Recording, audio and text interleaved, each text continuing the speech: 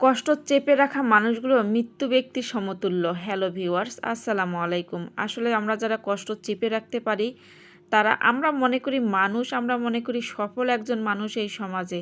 আসলে যার কষ্ট সেই বোঝে, যে চেপে রাখে সেই বোঝে যে ভিতরে কত যন্ত্রণা হয়, কত কষ্ট হয়, কত নির্মম হয়ে যায় ভিতরটা, পুড়ে পুড়ে ছাই হয়ে যায়, তারপর কারো সঙ্গে প্রকাশ করা যায় না।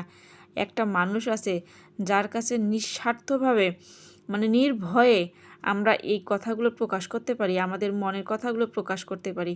সেই মানুষটা যদি দুনিয়াতে বেঁচে থাকে না, তাহলে তার কোনো কিছুই লাগে না। শত কষ্ট হোক, সেই মানুষটার মুখের দিকে তাকালে সব কিছু আমরা ভুলে যাই। সেটা হচ্ছে কে জানেন? আমাদের গর্ভধারিণী মা। যে মা নিঃস্বার্থে আমাদের ভালোবাসে, যে মা সন্তানের সত্য খারাপ কিছু সে বুকের মধ্যে চেপে ধরে থাকে, তারপরেও কিন্তু সন্তানকে সে কষ্ট পেতে দেয় না। আর সামান্য তো কষ্ট মায়ের কাছে প্রকাশ করলে আমার মনে হয় সব থেকে ফ্রি হবেন, সব থেকে হালকা আমার কাছে হালকা লাগে। আমার কাছে মনে হয় যাদের মা নেই তারা বোঝে এই কষ্টটা আসলে কী জিনিস। আর যাদের মা আছে তারা অনেকে কিন্তু মায়ের মর্ম কী জিনিস তারা দিতে জানে না। আসলে তারা মনে করে আসলে ওরা আগের যুগের মানুষ, ওরা আর এই বর্তমান যুগে কি বুঝবে। একটা কথা বলি আপনাদের, যেই মা আমাদের জন্ম দিয়েছে না, আমরা সেই যত ডিজিটাল যুগে থাকি না কেন, যতই ডিজিটাল যুগের সঙ্গে আমরা উঠা বসা করি না কেন, মায়ের কাছে যাবেন, দেখবেন যত সমস্যা হোক এই আধুনিক যুগ নিয়ে মা কিন্তু এক নিমিষেই সব কিছু সমস্যার সমাধান করে দেয়। আসলে আমরা বুঝতে পারি না। আমরা শুধু বললাম না এই যে যুগের সঙ্গে তাল মিলাই, অনেকে বলে না এই যুগের সঙ্গে আগের যুগের মানুষ কি আর যায়? আরে বাবা, যায় রে যায়। একটু চেষ্টা করে দেখেন না, একটু খুলে বলে দেখেন না, আগের যুগের মানুষটা আপনাকে কত সহজে সব কিছু সমস্যার সমাধান করে দিতে পারে, যা বর্তমান যুগের ডিজিটাল একটা সেই মাস্টার্স কমপ্লিট করা কিংবা হচ্ছে হাইফাই কোয়ালিটির একজন হলো আপনাকে সেই সমস্যাটা সমাধান করে দিতে পারবে না। সেই আগের যুগের মায় যেটা পারবে, বর্তমান যুগে সেই হাই কোয়ালিটির বন্ধু সেটাও করে দিতে পারবে না।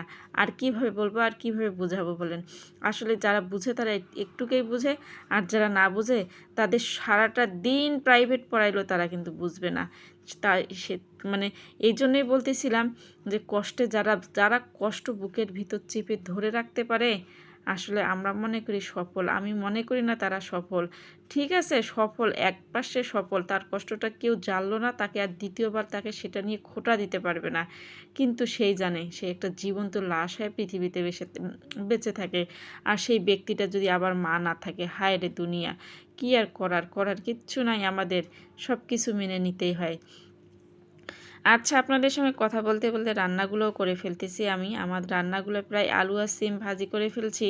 তারপর হচ্ছে এখানে মুরগির মাংসতে আজকে আমি টমেটো দিয়েছি। আসলে সচরাচর বলতে কি আমি সবসময় মুরগির মাংসতে টমেটো খাই না। আজকে কেন জানি মনে হচ্ছে যে একটু টমেটো দিই, তো এর জন্য একটা টমেটো কেটে দেখলাম, দিয়ে দেখলাম। পরে অবশ্য যখন না রান্নাটা করা শেষ হয়ে গেছিলো, রান্নাটা একদম ঠান্ডা হয়ে গিয়েছিলো, তখন তরকারির উপরের কালারটা যা আসছিল, ফাটাফাটি, দেখেই শান্তি। খাওয়া তো দূরের কথা, দেখেই শান্তি। এত লাল, একটা টকটকা কালার আসছিল, টমেটোটা লাল ছিল তো এই কারণে হচ্ছে কালারটা অনেক সুন্দর এসেছে। বিশেষ করে যদি পোলট্রি মুরগিকে যেটা বলা হয় ব্রয়লার মুরগি, সেই মুরগিতে যদি এই টমেটো দিয়ে রান্না করা যায় না, কালারটা কিন্তু একদম সেই আসে, একদম ফাটাফাটি। আচ্ছা, টমেটো, আলু, মুরগির মাংস আজকে আমি সবগুলো একসঙ্গে দিয়েছি, কারণ মুরগিটা অনেক ছোট ছিল।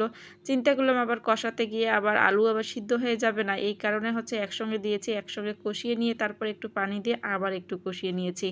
নেওয়ার পর একদম ঝোলের পানি দিয়েছি। ঝোলের পানি দেওয়ার পরে নামানোর আগে আগে আমি একটু জিরা ফাঁকি দিয়েছি। দেওয়ার পরে বেশ কিছুক্ষণ নেড়ে চেড়ে নামিয়ে নিয়েছিলাম। আজকের ভিডিও এই পর্যন্ত। সবাই ভালো থাকবেন, সুস্থ থাকবেন।